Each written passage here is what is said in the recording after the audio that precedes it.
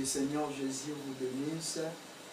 C'est votre frère, le humble serviteur du pasteur Venance.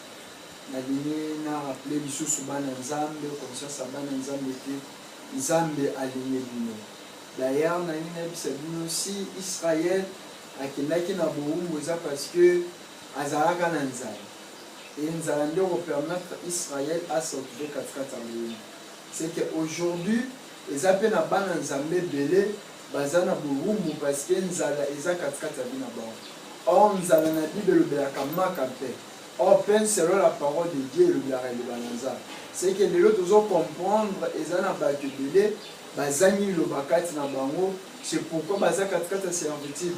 Or, servitude ya solo, ils ont rappelé ignorance. Yango yozo landanga oza bénir na journal de l'eau parce que nzambazo pas mona nzila lilobanaye.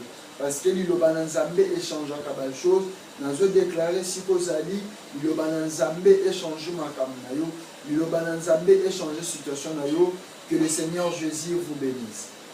Toujours continuer la terme sur la terre maudite. Je note que nous faisons la lecture. Je suis dans le livre de Genèse. Genèse chapitre 3, versets 17 à 18.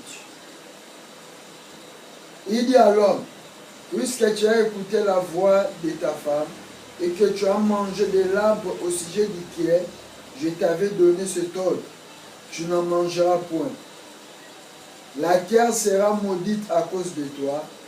C'est à force de peine que tu en tireras ta nourriture tous les jours de ta vie. Il te produira des épines et des ronces, et tu mangeras de l'arbre des champs. C'est la parole du Seigneur. Bien aimé, selon l'histoire, la Bible montre comment Adam, après avoir péché, Nzambe a tikié.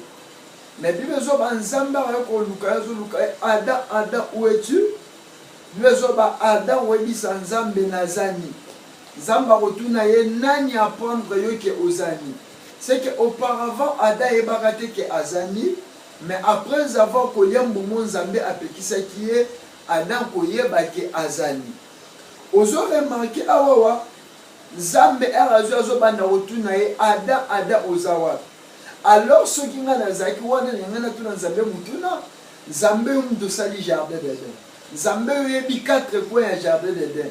Comment yo zape Nzambe mutu abata manona simanzete.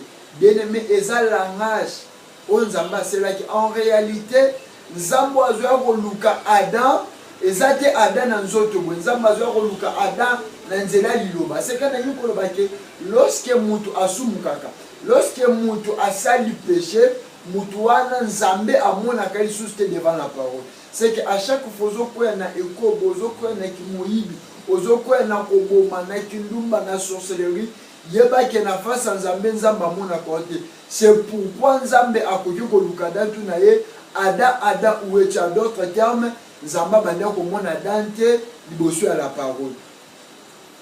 Sikoyo Nzambe ere amoni Adam adebisye nazana tima ya nzete nazobata mayo nazo expliquer ngote e kosanga na Nzambe akoma kolakela bango mabe Nzambe alakeli mwasi tuwa mobali Nzambe azolakela mobali Nzambe aebisi Adam oya sumukaki mabele elakela mamabe.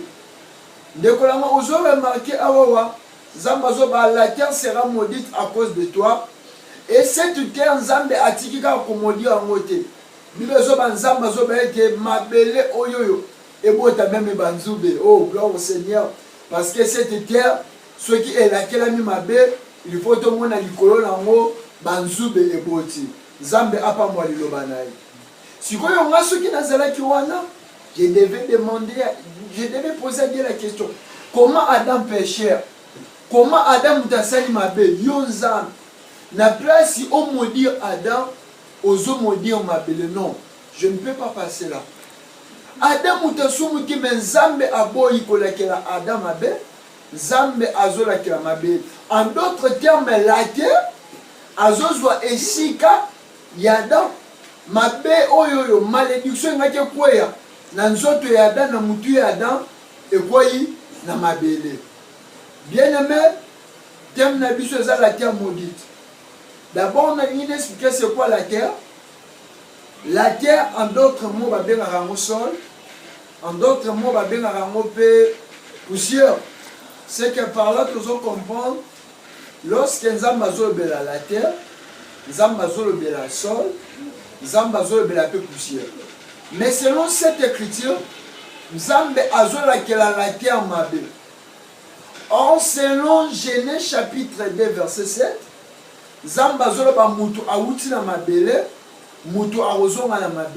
c'est que la terre, ça représente un homme. C'est que ici, nous devons comprendre déjà, mabele on zamba laquelle qui mabé, c'est un homme. Or, selon Jean chapitre 19, verset 1er, Bible zoloba que Yesu Masia azalakande moto. C'est que le véritable homme comme étant la terre, Oyo Pilate a présenté, voici l'homme, ça représente le corps du Seigneur Jésus. C'est que la terre maudite qui est question, c'est le corps du Seigneur Jésus. Mais j'aime la parole, parce que Nzambe a relâché la mabele mabe, il faut le mabele wana ebota banzube. Alléluia. C'est que mabele, ce que la mi mabe, il faut tout le monde la mabele wana banzube eboti. La zolo mabele solo c'est le corps du Seigneur Jésus à la croix de Golgotha, à laquelle qui m'avait pour la rejoie et sika yada. Adam qui était pécheur, Jésus-Christ a joué à mon anzoto naye pour la rejoindre Adam. Mais ma belle la qui m'avait et c'est là qui tout le monde est boti nzube. Oh gloire au Seigneur Jésus parce que comme ami lorsque le Seigneur Jésus était à la croix de Golgotha, na mutu naye balakisa ke kotanzube. C'est que par là tu dois comprendre la terre où la clama qui m'avait c'était le corps du Seigneur Jésus où ebota ki banzube alata ya na mutu naye. C'est que anengina ti amona nzambe mokozo la nangai ezana mutu mokote akokola kilo mabe parce que malédiction na ekwa na nzoto ya Yesu. Même liboto botani. Même quartier vandi. Même makilo ozui. Même kombo ozui. Et ça, d'ailleurs, comme dans Romain, il n'y a donc maintenant aucune condamnation. La carte moutounion soit se trouver katikata Yesu. C'est qu'en réalité, lorsque moutou a foti katikata Yesu, malédiction moutou kwa na nzoto moutute et kosenga ekwe ya na nzoto ya Yesu. C'est pourquoi lorsque Noé ameli masanga alamwe bibelobi, Noé a se déshabillé na tente naïe. Nous avons expliqué tant à Noé que mais remarquez. Lorsque Noé a se déshabillé dans la tente de Bibelobi, et Zalaki n'a mon année moko na kombo a Cham. Cham wana rokende na tente à papa na amoni bolumba papa. Amoni bolumba papa robima et rosenga abete la bande kone mibale. Après avoir kobete la bande kone mibale li solo, Bibe zoloba, papa silisi kwiti na ye, bande kobe expliquer papa. Papa rayoki sango oyo bibelobi papa à laquelle kana mabe oh si moi j'étais là je pouvais poser à Noé la question Cham mutamoni bolumbu na yo Cham mutu apandi sango bolumbu na yo pour que ola que la Cham wazamu no bolumbu oboyi ko la kela ye mais ozo ki ne ko la kela kana ko kono mabe rapport nini eza entre Cham na kana. Parce que Cham n'a salaki mabe. Bien-aimé dans le Seigneur, Noé, oyo azo représenté, il mange Dieu le Père. Oyo wapi Cham a monara bolumbu naï. A bolumbu ya Noé, ça parle de la vie. La vie qui était en Dieu, le véritable Cham, le Christ. A monaki dans le ciel, et c'est là qu'il y a rebête la bande d'économie balé, où ils les nations, et puis peuple d'Israël. Yesu loko la Christ. Ayora sama bomoy ayara abete libiso mais era abete libiso papa era yokango et c'est là qui papa la clama mabe et c'est là qui papa la clama mabe mais attention papa ko la kela chama mabete chama mona ki bolumbu mais papa zo la kela kana or kana pe awawa ils ont représenté le corps du Seigneur Jésus où ils allaient qui maudit à la croix de Golgotha c'est que kana a eu place ya cham où c'est là qui a la kela mabe mais kana asombi esika ne alaklami mabe c'est que nazolo ba humanité tozalaki na ciel lisumu humanité le péché dominait sur nous mais lorsque le Seigneur Jésus la véritable terre était à la croix de Golgotha azwaki esika na ngai na yo ada humanité mpona kopesa biso bomoi. Nazokita mpona koloba bo. Peut-être ozolanda ngai na pays nyonso ozwami. Peut-être na vino makambo ezosimba te. Eza na bataille moko ozoloba ke naya na mokilo naya kaka kobeta tu, naya na mokilo naya kotika bato mosusu. Non, naya biso oyo kotika bato mosusu te.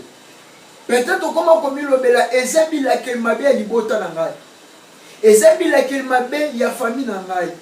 Na tongwa lelo nangi nayebisa yo eza na mutu moko oyo azwaka esika na yo, eza na mutu moko oyo akomaka na place na yo. Philippien alobi azwaki esika na biso, yo azalaki nzambe amisali moto mpona kobikisa biso.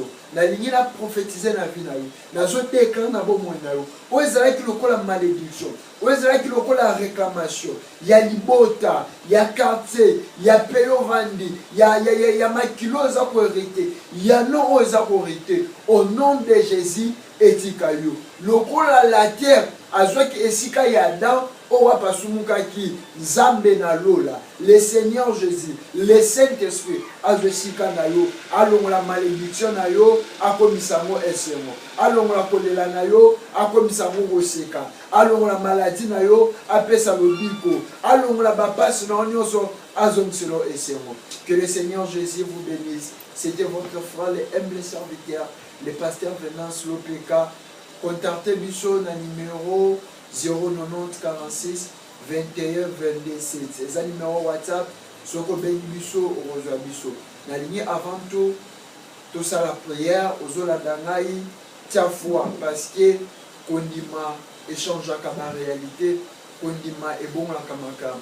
To sambeli Seigneur, nazo déclarer lokola wena yo na mando pesingai. Force nyonso ya malédiction oyo kangaki bana na yo. Malédiction balobe pa papa na bango, pa bakoko na bango, pa bandoko na bango. Ke bakobala te, bakobota te, bango babikeli yango. Bakotanga te, bango babikeli yango. Nzamba bomoi na journal lelo nazo déclarer force nyonso ya malédiction. Etika mwana na azolanda au nom de Jésus. Etika mwana na azuite kolanda prédication na kombo na Yesu. Kimia na yo nzambe abikela ngo malgré oyo wapi balobela ke malédiction na ndenya molili kia robela maladie ya cancer kia robela tuber sida na lobi force nyonso ya malédiction eyoka etika au nom de Jésus. Soki Lazare akufa ki asalaki 4 jours ayokaki mungongo na yo asekwaki nazo déclarer malédiction nyonso etika pepe na yo au nom de Jésus. Comme il est écrit, le Fils de l'homme est apparu afin de détruire toutes les œuvres du diable. Seigneur, na Seigneur, olongo la malédiction nyonso na kombo na Yesu. Amen. Que le Seigneur Jésus vous bénisse.